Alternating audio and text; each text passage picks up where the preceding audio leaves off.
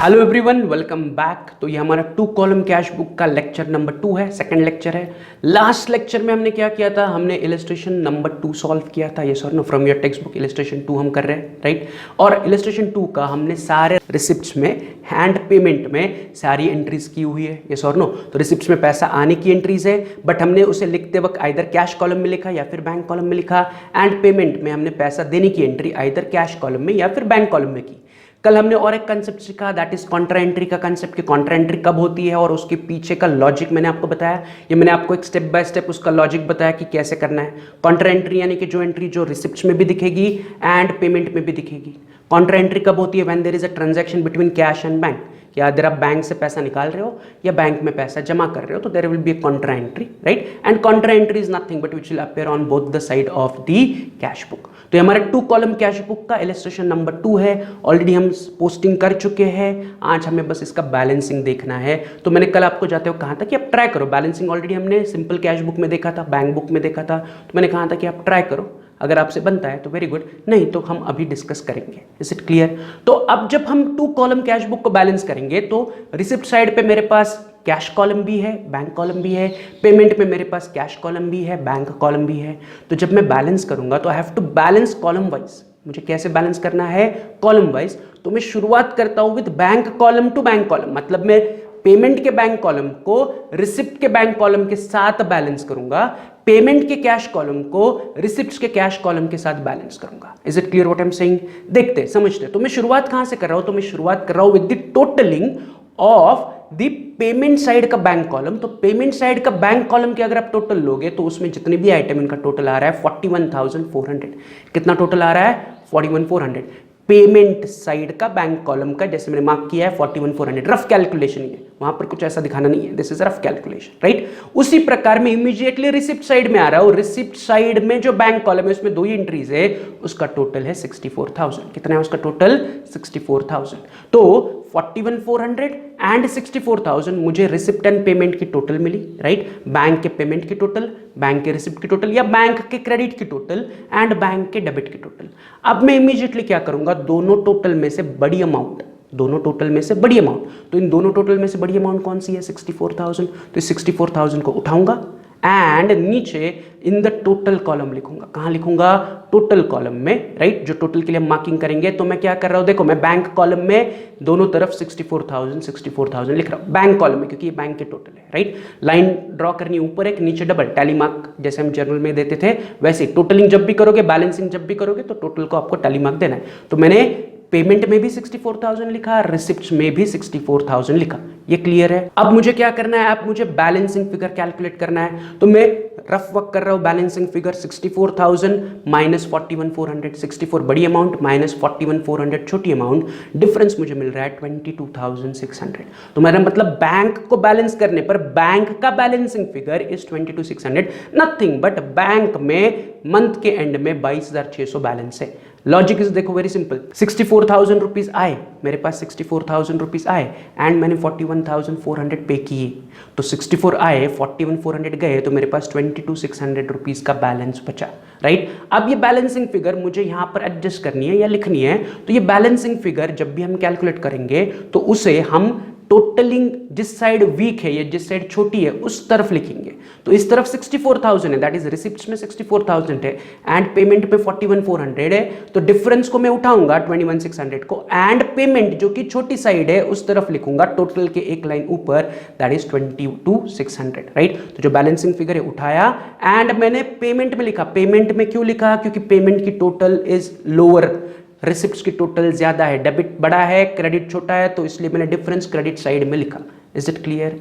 यहां तक क्लियर है? अब सेम वे हमने बैंक को बैलेंस किया, सेम वे में क्या कर रहा हूं, कैश को बैलेंस करूंगा, स्टार्टिंग विद कैश के पेमेंट की total which is 22,000, right.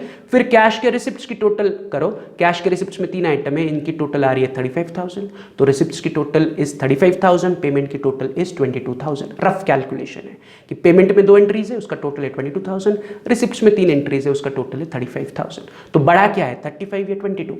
35,000 is bigger value, yes और नो? 22,000 छोटा है, 35,000 35,000 बड़ा है, तो जो बड़ी वैल्यू है 35,000 वो मैं दोनों तरफ लिख रहा हूँ एज माई टोटल कॉलम में। 35,000 मैंने रिसिप्ट्स में भी लिखा, 35,000 मैंने पेमेंट्स में भी लिखा कि this is my final figure, right. Total में हमेशा बड़ी वैल्यू लिखनी है एंड इमीडिएटली मैं क्या करूंगा, बड़े में से छोटी वैल्यू सब ट्रैक करूंगा, दैट इज 35,000 माइनस 22,000, मुझे बैलेंसिंग फिगर मिल रहा है 13,000, राइट। तो मेरा कैश का बैलेंस या कैश का balancing figure is 13,000, nothing but पूरे महीने में 35,000 कैश में आए एंड 22,000 कैश से गए, इसलिए कैश में 13,000 का बैलेंस मुझे दिख रहा है। 35 माइनस 22, बड़ी अमाउंट माइनस छोटी amount, 13,000 is my balancing figure. फिर से इस बैलेंसिंग फिगर को मुझे कहाँ लिखना है, जिस साइड की टोटल छोटी है, तो रिसिप्ट्स की टोटल 35,000 बड़ी है एंड पेमेंट की 22,000 टोटल छोटी है, तो मैं क्या करूंगा, इस बैलेंसिंग फिगर को उठाऊंगा एंड जहां पर मेरी छोटी अमाउंट है या छोटी टोटल है 22,000, उस तरफ लिखूंगा एज मेरा बैलेंसिंग फिगर 13,000, राइट। तो मुझे बैंक का बैलेंसिंग फिगर पहले से मिला 22,600 एंड अभी मैंने कैश का बैलेंसिंग फिगर निकाला 13,000। यहां तक क्लियर है। अब इन दोनों बैलेंसिंग फिगर को मैं क्या कहूंगा, इन दोनों बैलेंसिंग फिगर को मैं कहूंगा बाय बैलेंस कैरिड डाउन। क्या कहूंगा, बाय बैलेंस कैरिड डाउन। जैसे कि महीने के शुरुआत में जो बैलेंस था उसे हम कहते हैं balance brought down. Balance brought down मतलब क्या कि इसके पहले वाले महीने से मैं बैलेंस आगे लेके आ, मतलब अभी हमारा करंट मंथ है सितंबर, तो मैं अगस्त से जो अगस्त के बचे हुए पैसे हैं वो अगस्त से मैं सितंबर में लेके आया एंड मंथ के एंड में, यहां पर मंथ के एंड में हमें बैलेंस मिल रहा है, इसलिए मैं कैरिड डाउन कह रहा हूं। कैरिड डाउन मतलब क्या कि इस महीने के एंड में, सितंबर महीने के एंड में मेरे पास कैश में 13,000 एंड बैंक में 22,600 बचे, इसे मैं कैरी कर रहा हूं, carried down to next month, right. आगे कैरी डाउन करने से पहले मैं इसकी डेट लिखूंगा। अभी हमारा मंथ चल रहा है सितंबर, तो सितंबर की लास्ट डेट में यहां पर लिखूंगा 30th, तो मैंने डेट कॉलम में क्या लिखा 30th, right. By balance carried down, cash में 13,000 एंड बैंक कॉलम में 22,600। इमीडिएटली इस कैरिड डाउन को मैं उठाऊंगा एंड मैं कहां पर आऊंगा, मैं आऊंगा on the receipt side. Receipt में लिखूंगा to balance brought down, cash column में 13,000, बैंक कॉलम में 22,600 एंड डेट कॉलम में मैंने क्या किया, कैरिड डाउन को उठाया एंड नीचे ब्रॉट डाउन लिखा, टोटल के नीचे ब्रॉट डाउन लिखना है एंड इस ब्रॉट डाउन की डेट आपकी होगी नए महीने का पहला डेट। तो अभी हम सितंबर का काउंटिंग कर रहे हैं, तो नया महीना इज अक्टूबर एंड उसका पहला डेट यानी कि 1 तारीख। Is it clear? तो यहां पर हमारा illustration 2 of 2 column cash book हमने बैलेंस कर लिया, बैलेंसिंग फिगर मुझे मिल गया, कैरिड डाउन बोला, कैरिड डाउन को इमीडिएटली मैंने ब्रॉट डाउन किया।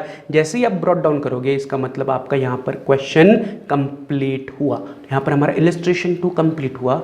अब हम चलते हैं on a new illustration, that is illustration number 1, right. कौन सा इलस्ट्रेशन सॉल्व करने वाले अभी हम, illustration 1 from your text book, right. तो मैं आपको क्या कर रहा हूं, मैं आपको 5 मिनट का टाइम दे रहा हूं, इस इलस्ट्रेशन के लिए फॉर्मेट ड्रॉ करो। कैसे ड्रॉ करना है, तो उन्होंने कहा है कि prepare 2 column cash book for Seema trader, तो हमें सीमा ट्रेडर के लिए 2 कॉलम कैश बुक बनाना है। तो जैसे हमने कल बनाया था वैसे ही 2 कॉलम कैश बुक आपको receipt side and payment side बनानी है, राइट। फिर डेट कॉलम में दोनों तरफ क्या लिखो, ईयर एंड मंथ लिखो, राइट। ऊपर लिखो in the books of Seema trader cash book with 2 columns, right. तो आपका फॉर्मेट 2 पेजेस इस तरह होनी चाहिए, लेफ्ट पेज बनाओ रिसिप्ट साइड, राइट पेज बनाओ payment side, right. Pause the video and immediately format को रेडी करो।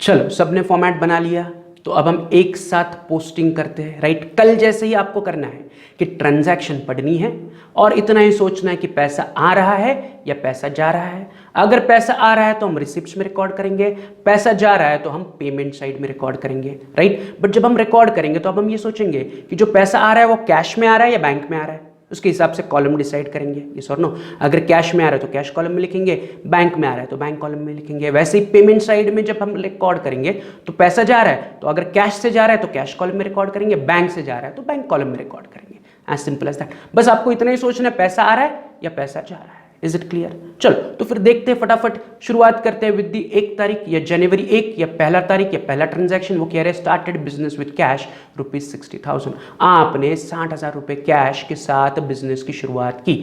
नथिंग बट आपने बिजनेस में 60,000 रुपीज कैश लाया as what, as capital. Business start करने के लिए हम बिजनेस में जो पैसा लेके आते हैं उसे हम क्या कहते हैं, कैपिटल। तो मैं सिंपल क्वेश्चन इज कि बिजनेस में पैसे आए या बिजनेस से पैसे गए।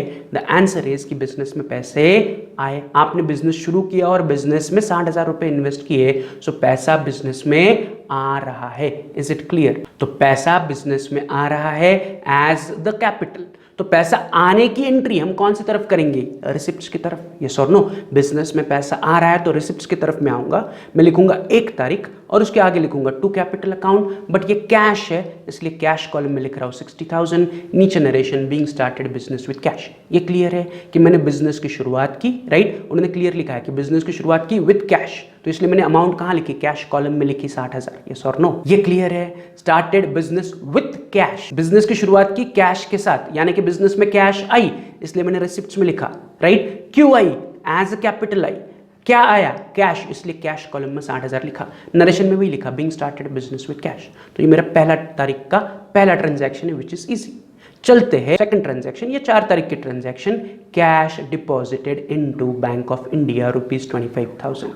क्या कह रहे हैं, ध्यान से सुनो, आपने बैंक में कैश डिपॉजिट की, क्या डिपॉजिट किया आपने बैंक में, कैश, मतलब जेब से 25,000 रुपए निकाले, जो हमने अभी बिजनेस स्टार्ट करने के लिए 60,000 रुपए लाए थे ना, जो बिजनेस के ड्रॉवर में रखे आपने 60,000, उस ड्रॉवर से आपने 25,000 रुपए उठाए, बैंक ऑफ इंडिया में गए, बैंक ऑफ इंडिया में आपने 25,000 रुपए जमा कर दिए, right. But bank of India दूसरे किसी के अकाउंट में जमा किए क्या, नहीं, हमारे ही बैंक ऑफ इंडिया के अकाउंट में हमने जमा किए। तो मैंने कैश निकाली बिजनेस से एंड बिजनेस के ही बैंक अकाउंट में कैश जमा की, मतलब कैश जा रही है, कहां जा रही है, बैंक अकाउंट में जा रही है। ये क्लियर है, आपने बिजनेस के ड्रॉवर से पैसे निकाले एंड बैंक में जमा किए, तो कैश गई, कहां गई, बैंक में गई। Is it clear.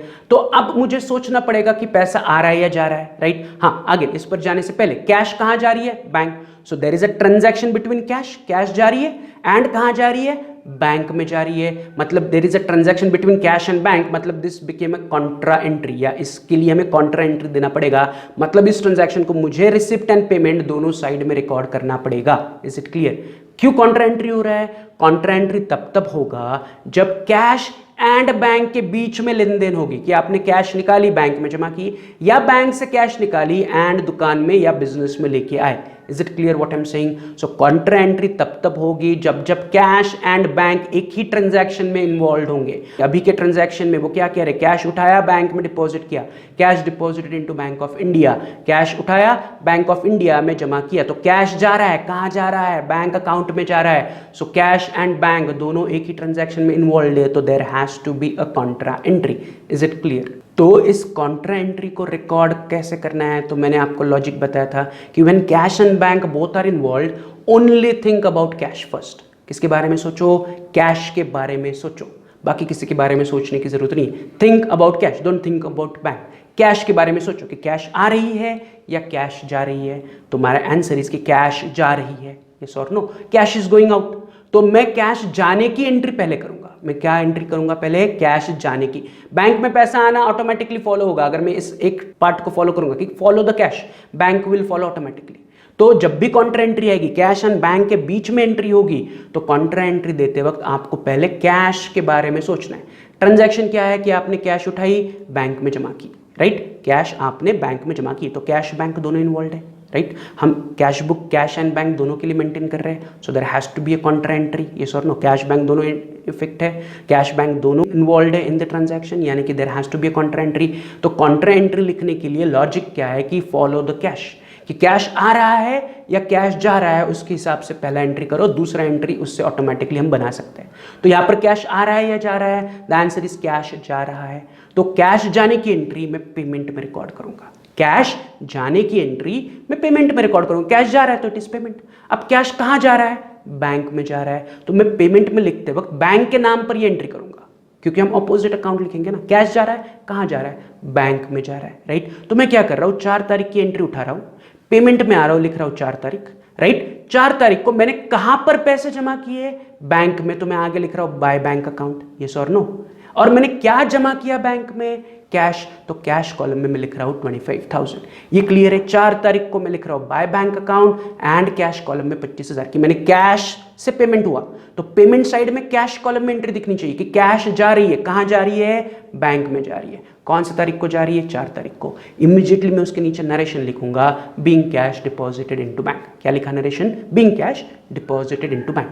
तो ये मैंने क्या किया, कैश को फॉलो किया और ये मेरी एंट्री बनी। जैसे हम cash book, simple cash book में करते थे, वही मैंने किया, ये क्लियर है। जो हम सिंपल कैश बुक में पैसा डिपॉजिट कर रहा है, कैश जा रही है, तो थिंक अबाउट कैश। कैश गई, कहाँ गई? बैंक में गई। तो कैश कॉलम में अमाउंट लिखी एंड पर्टिकुलर्स में या पेमेंट कॉलम में लिखा बाय बैंक अकाउंट, कि मैंने बैंक में 25,000 रुपए कैश जमा की, 4 तारीख को बैंक में मैंने 25,000 रुपए जमा किए। Is it clear? अब मुझे इसका कॉन्ट्रा इफेक्ट या सेकंड इफेक्ट देना है, राइट? अब why second effect being this is a contra entry. तो ये पैसे कहाँ जमा हुए हैं? तो ये पैसे बैंक में जमा हुए हैं, तो इसी को मुझे रिकॉर्ड करना है ऑन द रिसिप्ट साइड। तो रिसिप्ट साइड में मैं आऊंगा, फिर से लिखूंगा 4 तारीख, राइट? यहां पर मैंने लिखा है बाय बैंक अकाउंट, उसका उल्टा में इस तरफ लिखूंगा, उसका उल्टा में इस तरफ लिखूंगा टू कैश अकाउंट। यहां पर देखो मैं क्या लिख रहा हूं, बाय बैंक अकाउंट, कॉन्ट्रा यानी कि ऑपोजिट कर दो उसका, बाय बैंक, यहां पर करो टू कैश, राइट? एंड वहां पर हमने कैश कॉलम में 25,000 लिखे थे, उल्टा यहां पर बैंक कॉलम में 25,000 लिखो। तो मैंने कैश को पहले फॉलो किया, ये मेरी एंट्री बनी, उसका उल्टा मैं कॉन्ट्रा में कर रहा हूं, Contra is opposite of it.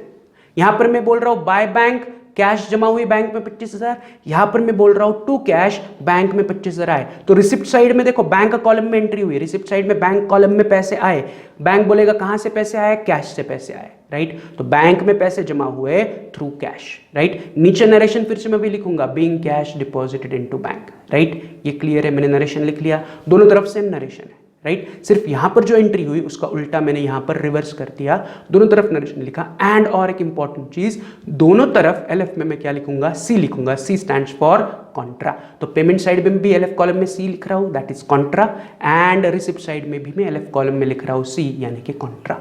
यहां तक क्लियर है? तो यहां पर हमने 4 तारीख का transaction cash deposited into bank देखा। अगला ट्रांजैक्शन 6 तारीख, कैश परचेसेस 6,000, कैश परचेसेस मतलब कैश दे के सामान खरीदा, परचेसेस है, गुड्स खरीद रहे हो, बट कैसे खरीद रहे हो? ऑन कैश या फॉर कैश, मतलब कैश दिया, गुड्स खरीदा। तो कैश आ रहा है या जा रहा है? I don't want to think about any other thing, पैसे के बारे में सोचो, पैसा आ रहा है या पैसा जा रहा है? आंसर इज पैसा जा रहा है, मैं कैश दे रहा हूं, यस और नो? तो कैश देने की एंट्री मुझे कहां पर करनी पड़ेगी? पेमेंट साइड, यस और नो? तो पेमेंट साइड में आ जाओ। अगेन मैं क्या दे रहा हूं? कैश। तो याद रखो मैं अमाउंट कौन से कॉलम में लिखूंगा? कैश। तो दो चीजें एंट्री से पहले हमारी कंफर्म होनी चाहिए कि कौन सी साइड एंट्री होगी? पेमेंट, क्योंकि मैं पैसा दे रहा हूं। एंड कहां से दे रहा हूं? कैश से, तो मैं अमाउंट कैश कॉलम में लिखूंगा, यस और नो? तो मैं 6 तारीख की ट्रांजैक्शन उठाऊंगा, पेमेंट में लिखूंगा 6 तारीख, by purchases account, cash column में 6,000, एंड नीचे नरेशन लिखूंगा being cash purchases, being cash purchases, cash दे के सामान खरीदा, यस और नो? पेमेंट होगा, पैसा दे रहा हूं, परचेस सामान कर रहा हूं, सामान परचेस कर रहा हूं, एंड पैसा दे रहा हूं, यस और नो? बट पैसा कहां से गया? बैंक से या कैश से? आंसर इज कैश, क्योंकि वो कह रहे कैश परचेसेस, कैश दे के परचेस किया, तो कैश कॉलम में 6,000। क्लियर है? सिंपल था। 6 तारीख के बाद चलते हैं 10 तारीख, purchase computer for office use. क्या कह रहे हैं? कंप्यूटर खरीदा ऑफिस यूज के लिए। ध्यान से सुनो, ध्यान से समझो। उन्होंने कहा कि आपने कंप्यूटर खरीदा। क्या खरीदा आपने? कंप्यूटर, मतलब कंप्यूटर आया, बट डिड वी पे मनी? उन्होंने कुछ कहा है क्या? फॉर कैश या पेड बाय चेक? कुछ नहीं कहा है। तो उन्होंने सामने वाले पार्टी का नाम दिया है क्या? अगर सामने वाले पार्टी का नाम है तो हम कह सकते हैं कि कंप्यूटर मैंने उधार खरीदा, बट सामने वाले पार्टी का नाम भी नहीं है, तो कंप्यूटर तो खरीद रहे हैं और सामने वाले पार्टी का नाम भी नहीं है, मतलब ये उधार नहीं है, तो फ्री में आएगा क्या कंप्यूटर? Answer is no. कह रहे कि खरीदा, मतलब कैसे खरीदा? पैसे दे के खरीदा। So when there is no opposite person का नाम एंड फॉर कैश या फॉर क्रेडिट नहीं बोला है, तो इसका मतलब हमने पैसे दे के कंप्यूटर खरीदा। आपने घर पर कंप्यूटर खरीदा, आप दोस्त को फोन करके बोलोगे कि मैंने कंप्यूटर खरीदा, यस और नो? तो दोस्त क्या एज्यूम करेगा? हाँ, पैसे देके खरीदे होंगे, यस और नो? या आप दोस्त को फोन करके बोलोगे यार मैंने कंप्यूटर खरीदा लेकिन अभी मेरे पास पैसे नहीं थे, वो अपना पहचान वाला था कंप्यूटर वाला, वो बोला कि ठीक है 2 महीने बाद पैसे दे दो, तो ऐसा आप कुछ बोलोगे? अब बस बोलोगे कंप्यूटर खरीदा, तो इसका मतलब क्या है? पैसे दे के खरीदा, यस और नो? तो 10 तारीख को वही लॉजिक है कि हमने कंप्यूटर खरीदा, कैसे? पैसे दे के। बट पैसे कैसे दिए? नहीं बोला है उन्होंने, मतलब कैश में दिए। चेक बोला होता तो इसका सिंपल मतलब है चेक, यानी कि बैंक से पैसा कटेगा, यस और नो? तो यहां पर वो कह रहे कि कंप्यूटर खरीदा, बट कैसे खरीदा नहीं बोला, मतलब आपने पैसे दे के खरीदा, मतलब मैं पैसा ले रहा हूं या दे रहा हूं, तो मैं कंप्यूटर लेके पैसा दे रहा हूं। So cash is going out, मतलब पेमेंट हो रहा है, मतलब मुझे इसे रिकॉर्ड करना पड़ेगा on the payment side. But amount कौन से कॉलम में लिखनी पड़ेगी? कैश या bank? The answer is cash column, क्योंकि उन्होंने चेक या बैंक के बारे में कुछ इंफॉर्मेशन नहीं दी है, मतलब मैंने कंप्यूटर खरीद के कैश दी।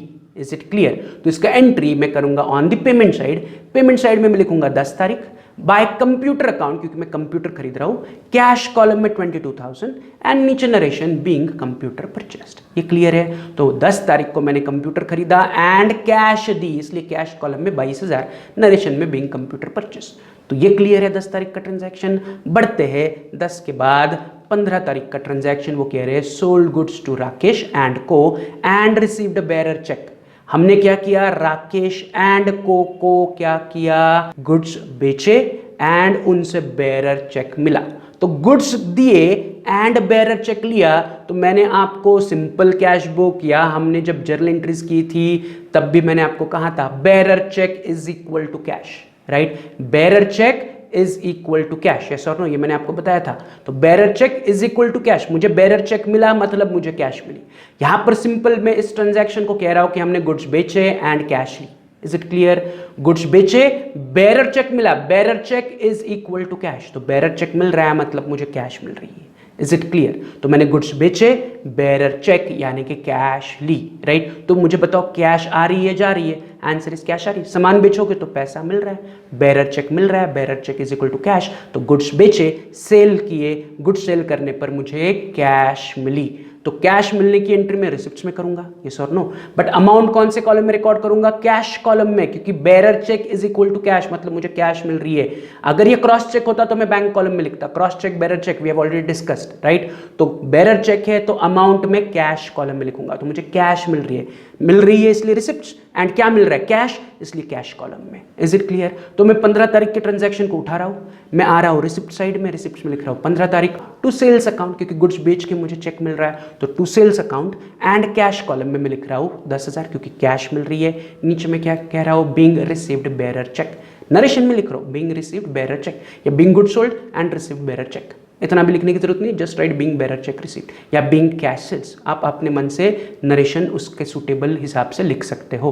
यहां तक क्लियर है? तो 15 तारीख को वो क्या कह रहे थे, मैं एक बार शॉर्ट रिवीजन कर रहा हूं। 15 तारीख को वो कह रहे थे sold goods to Rakesh and को and received bearer cheque 10,000। Goods बेच के मुझे बेरर चेक मिला, तो सेल हो रहा है और सेल्स के बदले में बेरर चेक यानी कि कैश आ रही है। तो कैश आ रही है इसलिए रिसिप्ट्स में, एंड मैंने अमाउंट कौन से कॉलम में लिखी? कैश कॉलम में। Bearer cheque is equal to cash, right. लिखते वक्त मैंने क्या लिखा? To sales account. क्या लिखा? टू सेल्स अकाउंट, क्योंकि सेल करके बेरर चेक मिल रहा है। राकेश का नाम यहां पर लिखने की जरूरत नहीं है। What you have to write is to sales account. Clear है? आगे बढ़ते हैं। 15 तारीख के बाद चलते हैं 20 तारीख। Rakesh check deposited into bank. ध्यान से सुनो, राकेश का चेक बैंक में डिपॉजिट किया। राकेश का चेक, अभी 15 तारीख को ऊपर हमें राकेश से बेरर चेक मिला था, तो bearer cheque is equal to cash. So Rakesh का cheque is equal to cash, मतलब मैंने कैश बैंक में जमा की। बेरर चेक को हमेशा भूल जाओ, उसके जगह कैश चिपकाओ। Is it clear what I am saying? आपको 15 तारीख को बेरर चेक मिली थी। बेरर चेक यानी कि आपको कैश मिला था। मैंने आपको कहा था कि bearer cheque is equal to cash. बाकी का भूल जाओ कि बेरर चेक का क्या होगा, कैसे ट्रांसफर होगा। अकाउंटिंग आपको आसान करनी है तो बस सिंपल दिमाग में डाल दो bearer cheque is equal to cash. तो इसलिए जब हमें बेरर चेक मिला था मैंने कैश में एंट्री की।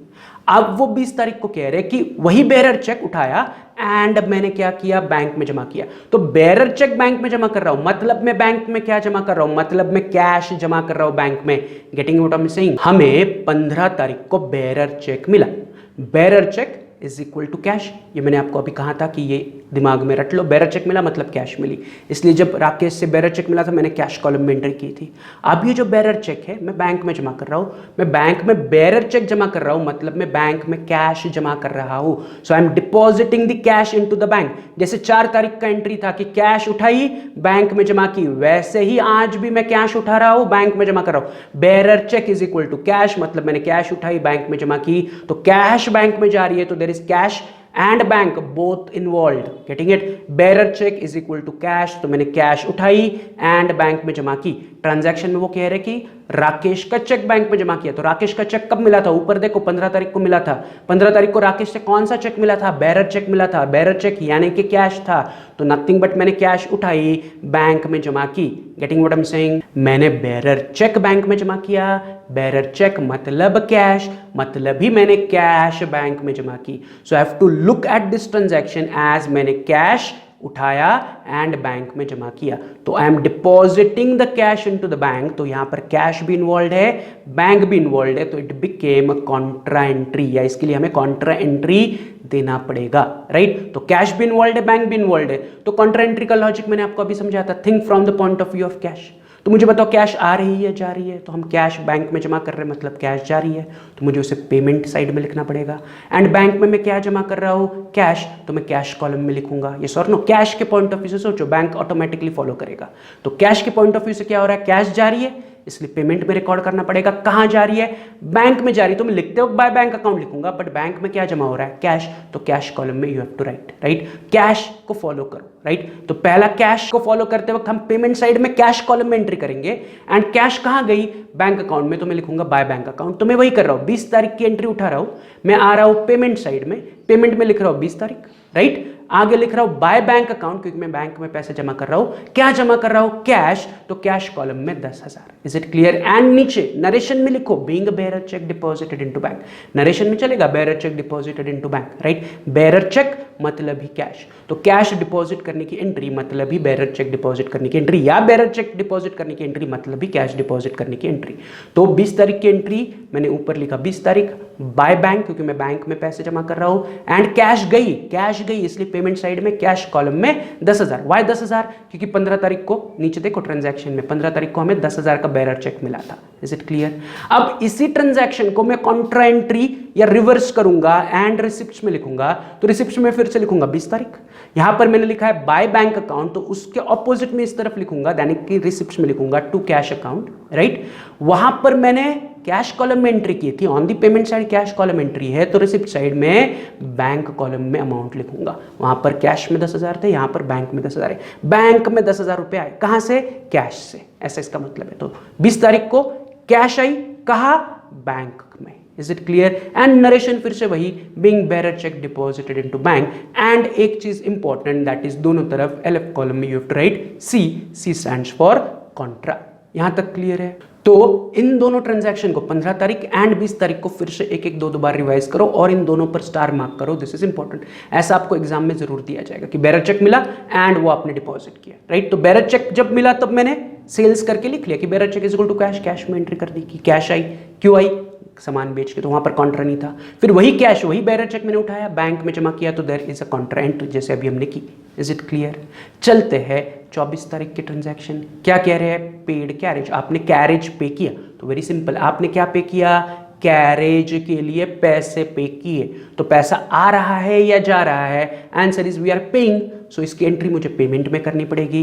एंड वो बोल रहे हैं क्या कि चेक से पे किया, कैश से नहीं बोला है, मतलब कैश से पे किया। यस और नो, पेड किया, क्या पे किया, जेब से 300 रुपए निकाले, कैरेज के लिए दे दिए। चेक बोला होता तो बैंक, मतलब पेमेंट में एंट्री होगी, ये क्लियर है, बट कौन से कॉलम में, कैश कॉलम में, क्योंकि चेक या फिर बैंक यहां पर इन्वॉल्व नहीं है। तो मैं फटाफट 24 तारीख की ट्रांजैक्शन उठा रहा हूं, पेमेंट में आ रहा हूं, लिख रहा हूं by carriage account 300 rupees in cash column, narration में बीइंग पेड फॉर कैरेज या being carriage paid. Is it clear. तो 24 तारीख सिंपल था। 24 तारीख के बाद चलते हैं 25 तारीख, cash withdrawn for personal use ₹3,000। क्या कह रहे हैं 25 तारीख को, cash withdrawn for personal use. तो इमीडिएटली आपके दिमाग की बत्ती जलनी चाहिए, पर्सनल यूज मतलब ड्रॉइंग्स। तो आपने बिजनेस से 3,000 रुपए निकाले एंड घर लेके गए, मतलब there is a drawings, right. अब मेरा सिंपल क्वेश्चन है, आपने पैसे निकाले, घर लेके गए, मतलब बिजनेस में पैसे आए या बिजनेस से गए, आंसर इज आपने बिजनेस से पैसे निकाले, कैश विड्रॉन, बिजनेस से पैसे निकाले, कैश विड्रॉ की, तो बिजनेस से कैश जा रही है, तो इसकी एंट्री मुझे कहां करनी पड़ेगी, on the payment side. Yes और नो, बिजनेस से कैश जा रही है, बट कहां जा रही है, घर पर जा रही है, तो पर्सनल यूज को हम क्या कहते हैं, ड्रॉइंग्स। यस और नो। तो मैं 25 तारीख की एंट्री पेमेंट में करूंगा as by drawings and amount cash column में 3,000, क्योंकि कैश विड्रॉन है। क्या कह रहे हैं, देखो कैश विड्रॉन, तो अमाउंट कैश कॉलम में, narration being withdrawn for personal use, being withdrawn for personal use या being cash withdrawn for personal use, जगह होगी तो बड़ा नरेशन लिखो, कोई प्रॉब्लम नहीं। ये क्लियर है 25 तारीख के ट्रांजैक्शन। चलते हैं 30 तारीख एंड आखिरी ट्रांजैक्शन। क्या कह रहे हैं, पेड रेंट बाय चेक, पे किया, तो सिंपल दिमाग की बत्ती जलनी चाहिए, पे किया, एंट्री पेमेंट में होगी। कैसे पे किया, चेक से, तो अमाउंट बैंक कॉलम में लिखनी चाहिए। पेड रेंट, रेंट पे कर रहे हो, यस और नो, तो रेंट पे करने की entry has to be on the payment side. And amount कौन से कॉलम में लिखोगे, बैंक कॉलम में लिखोगे। तो मैं फटाफट क्या कर रहा हूं, 30 तारीख की ट्रांजैक्शन उठा रहा हूं, पेमेंट में आ रहा हूं, लिख रहा हूं 30 तारीख, bye rent account and amount में लिख रहा हूं बैंक कॉलम में, क्योंकि चेक से पेमेंट हो रहा है 1,200। जब हम पेमेंट करते हैं तो चेक से पेमेंट होगा, तो बैंक में ही आएगा। तो चेक देते वक्त ये नहीं सोचना है बेरर या क्रॉस है। Is it clear? चेक दे रहे हो तो कंपलसरी पैसा बैंक से ही कटेगा। आप बेरर चेक दो या क्रॉस चेक दो, दोनों का पैसा बैंक से ही कटेगा। Is it clear? तो चेक देते वक्त हमें नहीं सोचना है कि बेरर चेक है या क्रॉस चेक है, सिंपली उठाना है, बैंक कॉलम में लिखना है कि रेंट पे किया, कैसे? चेक से, इसलिए बैंक कॉलम में 1200, नीचे narration being rent paid by cheque, being rent paid by cheque, right? तो यहां पर 30 तारीख तक हमारी सारी ट्रांजैक्शंस कंप्लीट हुई। So we are done with all the posting. अब आपको क्या करना है? आपको होमवर्क के लिए इसे बैलेंस करना है। जैसे अभी हमने शुरुआत में कल वाला इलस्ट्रेशन 2 बैलेंस किया था, तो बैंक को बैंक के साथ बैलेंस करो, कैश को कैश के साथ बैलेंस करो, बैलेंस कैरिड डाउन निकालो, उसे ब्रॉट डाउन करके नए महीने में लिखो। But this you have to do as today's homework. कल आने के बाद आपका आंसर और मेरा आंसर चेक करते हैं। अगर आपको बैलेंसिंग में डाउट होगा तो वो कल क्लियर हो जाएगा, राइट? तो यहाँ पर हमने क्या किया, सारे ट्रांजैक्शन इलस्ट्रेशन नंबर 1 के सारे ट्रांजैक्शन पेमेंट एंड रिसिप्ट में पोस्ट किए। कुछ अमाउंट कैश कॉलम में गई, कुछ बैंक में गई, इस तरफ भी कुछ कैश में गई, कुछ बैंक में गई, right? So we are done with all the transaction. Posting हो गया, अब बैलेंसिंग बाकी है, that you have to try as your homework, right? चलो, तो फिर आज यही रुकते हैं। आपको बैलेंस जरूर करना है, ट्राई इट। जब तक आप खुद से ट्राई नहीं करोगे तब तक आपको मुश्किल लगेगा। Try on your own. Difficulty होगी तो इस आज के लेक्चर का शुरुआत वाला पार्ट देखो कि कैसे हमने बैलेंस किया था। ये सर नो आपके पास फैसिलिटी है, सो डू दैट, राइट? चलो, तो मिलते हैं कल। Have a good day, bye.